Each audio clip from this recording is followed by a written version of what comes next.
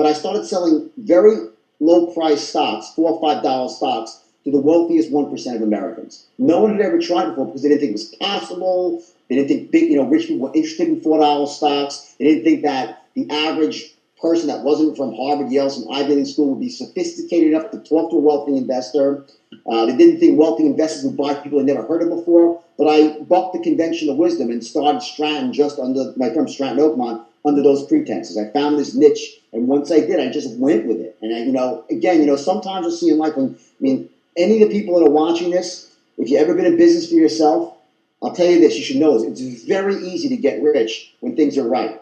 When you're in the right place at the right time and you've got an idea and it's all okay, it's good, the money just pours in. Mm-hmm. However, if your business model is wrong and you're not at the right place at the right time and the stars are aligned against you, you can work 22 hours a day and you won't make a dime.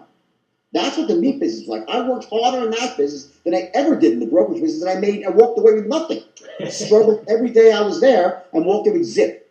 And the thing is that when the shit is right, when you have the right business model, that's when you work the hardest. That's when you really send it in and you press and you put your all into it, you put your balls on the line, okay, and you tell it to everyone you know, I'm going to be a success. And you put it out there. You give yourself no choice but to succeed. You embarrass yourself into not being able to quit by telling every person you know you're going to be the greatest success in the world. And that's what I did with Stratton. And I worked my tail off, and before I knew it, I was making $1 million a week.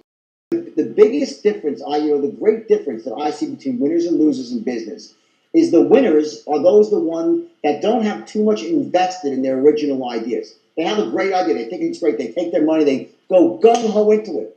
And all of a sudden, they realize, wow, it looked really good on paper, but it didn't translate out well into the real world for whatever reason. That happens all the time in business. You think you have this bang-up idea, and for some reason, there's something that when you didn't see on paper when you wrote out your business plan or you had it in your mind's eye, that when it comes to doing it in the real world, the business doesn't work.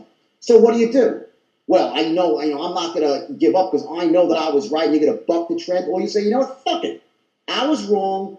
Either you shut your business down and go into something completely different, or you look at it, you say, this is the mistake, and you have, what Anthony Robbins called sensory acuity, where you look constantly at how your actions are affecting where you want to be, your goals. And if it's not going right, you change and you try something else. So the biggest thing I would say to an entrepreneur is, number one, don't be scared to fail.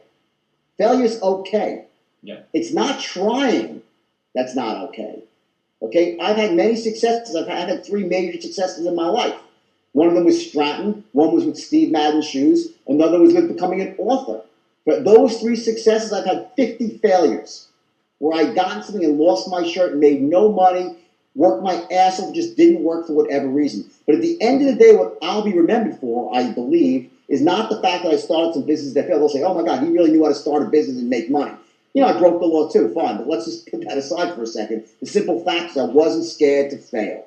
The second thing is, once you're in the business, don't put blinders on and charge forward. If it's not working, either you change course and stay in the same business, or shut the fucking thing down and start something else.